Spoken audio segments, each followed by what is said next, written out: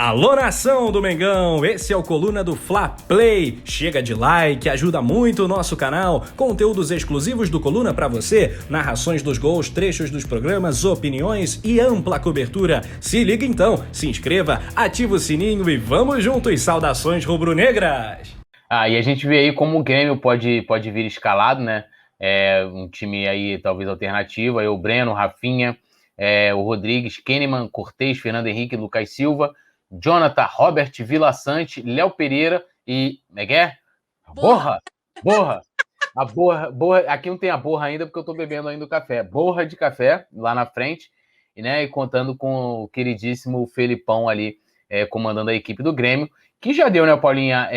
Assim, o Grêmio já falou, não tem como eu tentar ganhar, né? Tipo, vou pra cima do Flamengo, meter um 4-0 para no mínimo ir pra pênalti.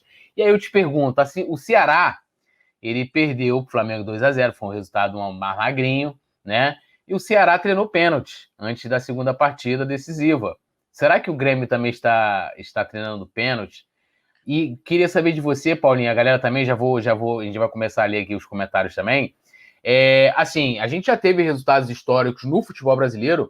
Eu lembro, eu não sei se era pela Copa do Brasil ou Libertadores,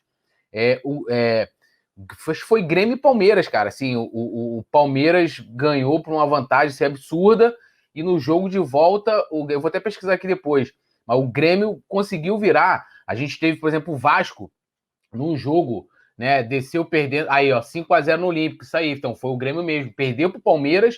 Lógico, não tô comparando aqui o time do Grêmio, que foi em 96, isso, 95. 95, né, produção? 95, o ano que eles ganharam a Libertadores. O Grêmio tinha Paulo Nunes, Arce, Jardel, isso aí, 5-1 no Palestra Itália e 5-0 no Olímpico, isso aí. E houve essa virada. Aí me lembra também aqui um jogo do Vasco, aí eu tô falando de jogos decisivos e por isso que eu não tô lembrando aqui, assim, com placares superlativos.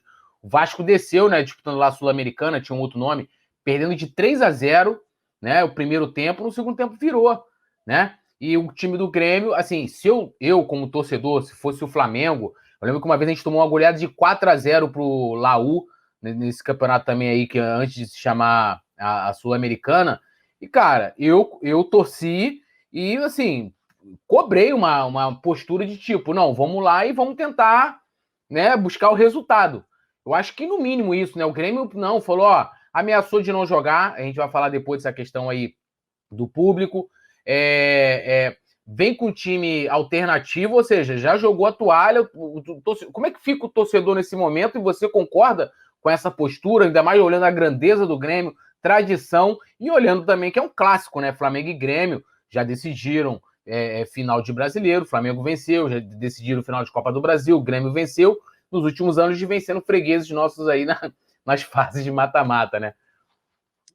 Cara, é complicado, né? Você até falou, eu ia levantar esse debate, porque assim, tá, um bota casaco, tira casaco, uma hora eles falam que eles vão jogar, depois eles falam que eles não vão entrar em campo. Tem torcedor falando melhor perder por WO do que tomar outra sapatada do Flamengo.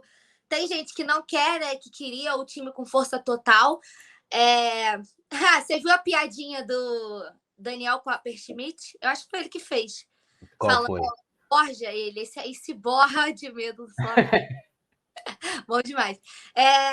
Então, eu acho assim, cara. E aí, falando, né, sobre a parte de torcedor, o Grêmio tá numa situação, assim, bem complicada no Brasileirão, né? Tá ali na parte de baixo da tabela. Acho que é o 17º colocado. Tá brigando ali, né, para sair da zona de rebaixamento.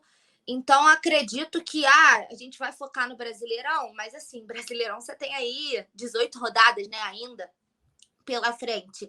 Eu acho que eles abrirem mão, né, de uma partida independente, né, como você falou muito bem, o Olímpia tomou a sapatada, tava treinando pênalti. Eu acho que o mínimo que o time tem que fazer é mostrar para o torcedor que ele vai tentar até o final reverter o resultado, entendeu? Tipo, vamos supor, diminuir a vergonha, né? Se é que tem gente sentindo vergonha pelo resultado como foi, porque a goleada foi construída toda no segundo tempo, já que o Flamengo com um a menos, né?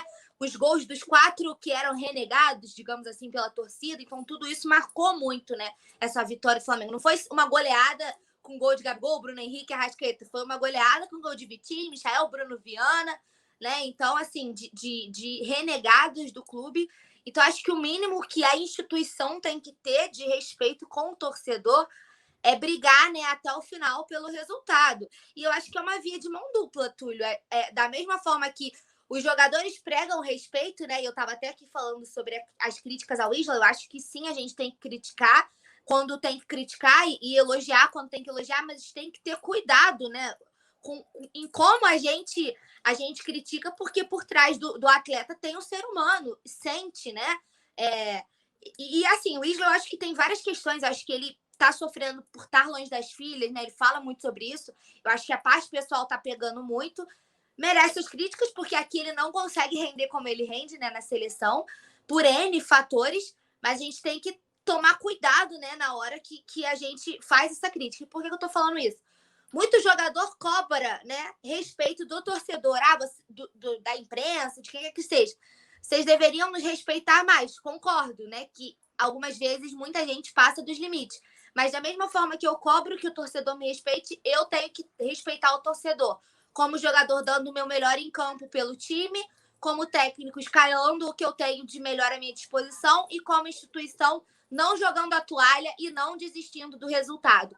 Eu acho que isso não condiz com o histórico do Grêmio, né? Não condiz com o que o Grêmio representa pro futebol, para a história do futebol brasileiro. E eu acho, assim, lamentável que a gente esteja debatendo um mata-mata, independente do resultado de ida, que a gente esteja debatendo aqui um mata-mata que vale classificação para a semifinal do campeonato que tem maior retorno financeiro para os clubes, e a gente esteja debatendo a possibilidade do Grêmio nem jogar, né? Porque além deles virem agora, estão falando que vão vir com time misto, eles ainda pensam em não jogar, né? O presidente já falou sobre isso, o Lucas Silva, volante do Grêmio, falou que isso foi conversado entre os jogadores deles não entrarem em campo, mas que eles deixaram a decisão para a diretoria e que eles iriam se preparar para o jogo. Então, acho que é feio, minimamente desrespeitoso com a sua torcida, né? Lamentável, tinha que vir honrar a camisa do Grêmio e, no mínimo, tentar uma vitória, que fosse 1-0, né? Se fosse o Flamengo, né? Eu não adotaria essa postura. O Vicente Flá falou, o Grêmio tem que fugir do rebaixamento, entendo eles se pouparem. Eu até entendo, mas assim, tudo é postura. Uma coisa, né, igual, vamos lembrar ano passado a gente estava naquela briga pela ponta do Brasileiro e, assim, os jogadores, eles não vinham a público falar que, olha, a gente pensa em ganhar o Brasileiro, os caras falaram, não, eu tomo ali Libertadores e tal.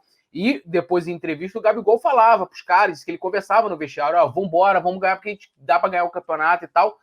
Uma coisa é o cara chegar lá e falar, gente, olha, a nossa prioridade é permanecer na Série A, por uma série de motivos, né? Financeiros também.